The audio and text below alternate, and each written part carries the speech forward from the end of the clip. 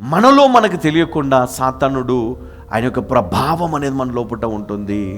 దాని ద్వారా మనకు రావాల్సినటువంటి ఆశీర్వాదములను మనం కోల్పోతాం.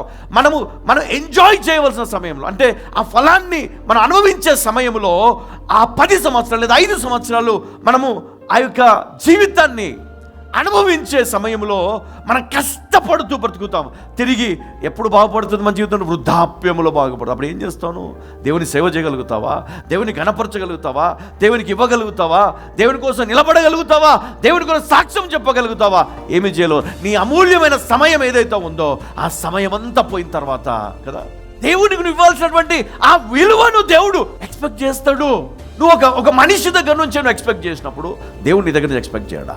అరే, నేను ఈ వ్యక్తికి నేను చెప్పినా కదా, ఈ వ్యక్తిని తీసుకుపోయి అక్కడ పెట్టినా కదా, ఈ వ్యక్తిని తీసుకొచ్చి ఇక్కడ పెట్టినా కదా, ఈ వ్యక్తి దీనికోసం పెట్టినా కదా. మరి ఈ వ్యక్తి ఇప్పుడు ఏం చేస్తున్నాడు? ఈ వాల్యుబుల్ లైఫ్ టైం దీన్ని నాశనము చేసుకోకు దయచేసి. నీకు చాలా తక్కువ సమయం ఉంది. ఈ తక్కువ సమయంలో గొప్ప సేవ చేయి. దేవుని కోసం గొప్పగా బ్రతుకు, గొప్పగా. హల్లెలూయా.